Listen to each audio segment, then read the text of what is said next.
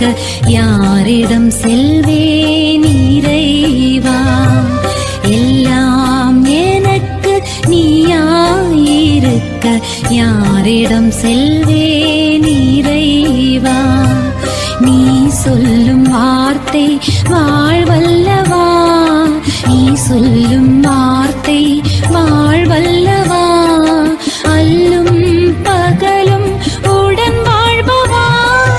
எல்லாம் எனக்கு நீயாயிருக்க யாரிடம் செல்வேன்? தந்தை, மகன், தூய் ஆவியின் திரியேக ஆசீர்வாதம் நம் அனைவரையும் ஆசீர்வதித்து காப்பதாக. ஆமேன். இறை இயேசுவில் அன்பான தேவ ஜனமே, இந்த காணொளி வழியாக நியாயாதிபதிகள் 12ஆம் அதிகாரம் 2வது வசனத்தில் கிலியாத் நீங்கள் என்னை ரட்சிக்கவில்லை என்று சொல்லி தன் உயிரை கையில் பிடித்து கொண்டு அம்மோனியருக்கு எதிராக போகும்போது அம்மோனியரை கர்த்தர் அவன் கையில் ஒப்பு கொடுத்தார். இன்றைக்கு நம்முடைய வாழ்க்கையில் இது ஒரு பலமுள்ள விசுவாச வாழ்க்கை, விசுவாச படிப்பினை என்பதை மறந்து போகிறோம். நம் வாழ்க்கையில் ஏதாவது நாம் நினைத்த காரியம் நடக்கவில்லை என்று சொன்னால் கடவுளை நிந்திக்கிறோம். பல இன்னல்களை நாம் உருவாக்குகிறோம். கடவுளை விட்டு வெளியே செல்கிறோம். ஆனால் யோபுவை போல கர்த்தர் கொடுத்தார், கர்த்தர் எடுத்தார், கர்த்தருடைய நாமத்துக்கு ஸ்தோத்திரம். உலகத்தார் போகிற பாதையில் நானும் போகிறேன் என்று சொல்கின்ற அந்த உன்னத விசுவாசத்தை நாம் இருந்தாலும் இல்லை என்றாலும் விழுந்தாலும் எழுந்தாலும் கர்த்தருக்கென்று எழுகிறவர்களாக இருக்க நாம் அழைக்கப்படுகிறோம். அப்படிப்பட்ட விசுவாசத்தில் நிலைத்திருக்கும்போது கர்த்தர் இந்த நாளை உங்களுக்கும் எனக்கும் ஆசீர்வாதமுள்ள ஒரு நாளாக மாற்றி கொடுப்பார். தேவ ஜனமே, ஆண்டவரிடத்தில் நாம் நம்பிக்கையாக இருக்கிற ஒவ்வொரு வாழ்க்கையிலும், நாம் அவரை பின்பற்றுகிற ஒவ்வொரு வாழ்க்கையிலும் நாம் எப்பொழுதும் ஜெயம் பெற்றவர்களாக மாத்திரமே இருப்போம். ஆகவே இந்த நாளிலே அன்பின் தேவ ஜனமே, கர்த்தர் அம்மோனியரை என் கையில் கொடுத்தார் என்று சாட்சி கொடுக்கிறார். எந்த நிலையில் நான் இருந்தாலும் என்னை வெறுக்காத இயேசு கிறிஸ்து இந்த நிலையில் அருமையான கிலியாத்தின் குமாரனாகிய அந்த மனிதனை அம்மோனியருக்கு முன்பாக அவர் வெட்டி சிறக்கப்படும்படி கர்த்தராகிய இயேசு கொடுத்த இந்த அருமையான வாக்குத்தத்தத்தை நினைக்கும்போது கடவுளுக்கு நாம் நன்றி செலுத்துவோம். நம்முடைய அனுதின வாழ்க்கையிலும் கூட இயேசுவின் நாமத்தை நாம் எப்பொழுதெல்லாம் நோக்கி பார்க்கிறோமோ, அவருடைய முகத்தை எப்பொழுதெல்லாம் நோக்கி பார்க்கிறோமோ, அப்பொழுதெல்லாம் நாம் பிரகாசம் அடைவோம், புது பலன் அடைவோம்.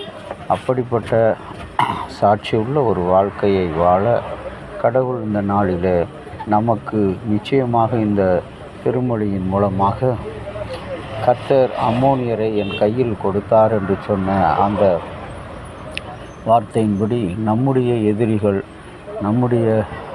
நமக்கு விரோதமாக எழும்புகிறவர்கள், நமக்கு துன்பத்தை கொடுக்கிறவர்கள், நம்மோடு உடனிருந்து கொண்டே இடையூறு செய்கிறவர்கள் அனைவரையும் கர்த்தர் என்ன செய்வார்? நம்முடைய கைகளிலே ஒப்பு கொடுப்பார். எப்பொழுது நாம் கடவுளுக்கு நம்பிக்கையோடு வாழும் பொழுது, கடவுளிடத்தில் நாம் நம்பிக்கையாக இருக்கும் பொழுது, அப்படிப்பட்ட நம்பிக்கை உள்ள ஒரு வாழ்க்கையை கடவுள் இந்த அருமையான நாளிலே உங்களுக்கும் எனக்கும் தருவதற்கு அவர் சித்தமுள்ளவராக இருக்கிறார். ஒரு காட்டிலே வாழ்ந்து வந்த மக்களுடைய வாழ்க்கையை நினைக்கும் பொழுது யாரும் இல்லை என்று அவர்கள் கலங்கினார்கள். ஆனால் அந்த காட்டிலே யாரும் இல்லை என்று கலங்காதே, நான் இருக்கிறேன் என்ற ஒரு அசரீரி அந்த காட்டின் வழியாக கிடைத்தது. இன்றைக்கு நம்முடைய வாழ்க்கையில் நாம் நகர்ப்புற வாழ்க்கை, கிராமப்புற வாழ்க்கை அனைத்தையும் வாழும் பொழுது கடவுள் நமக்கு ஒரு பெரிய சிலாக்கியத்தை கட்டளையிடுகிறார். யாரும் இல்லை என்று நினைக்கும்போது தான் கடவுள் தம்முடைய தூதர்களை நமக்காக எல்லா இடங்களிலும், நாம் பயணிக்கின்ற இடம், வேலை செய்கின்ற இடம், நாம் தொழில் செய்கின்ற இடம் அனைத்திலும் கர்த்தர் அனுப்புகிறார், தூதர்களை அனுப்புகிறார், கோடான கோடி பாதுகாக்கின்ற அற்புதர்களை அனுப்புகிறார். ஆகவே நாம் கலங்க தேவையில்லை, கண்ணீர் விட தேவையில்லை. இந்த நாள் இனிமையான நாளாக அமைய கடவுளுடையத்திலே நம்முடைய நம்பிக்கையை இன்னும் அதிகமாய் வெளிப்படுத்துகிற மக்களாக நாம் ஜீவிப்போம். கர்த்தர் நமக்கு இந்த நாளை ஆசீர்வதித்து தருவார். ஜெபம் செய்வோம். கடவுளே, உயிர்த்தெழுதலும் மெய்வாழ்வுமாய் இருக்கிறேன் என்ற உயிர்ப்பின் நம்பிக்கை எங்கள் உள்ளத்தில் வைத்த ஆண்டவர், எங்களுடைய உள்ளமும் உடலும் பல்வேறு விதமான உலக கவலைகளினாலே உலக காரியங்களால் சோர்ந்து போன போது கூட எங்களை மீண்டுமாக உயிர்ப்பிக்கிற தேவனாய் நம்பிக்கையோடு எங்களை அழைத்திருக்கிறீர் சாமி. இந்த நம்பிக்கைக்கு பாத்திரவான்களாக நாங்களும் தொடர்ந்து உம்மோடு நம்பிக்கையோடு இருக்க, தொடர்ந்து ஜீவிக்க எங்களுக்கு அருள் தர வேண்டுமாய் இறைமகன் இயேசுவின் வழியாக வேண்டுகிறோம் நல்ல பிதாவே, ஆமேன். தந்தையாகிய கடவுளின் அன்பும் மைந்தராகிய இயேசுவினுடைய அருளும் பரிசு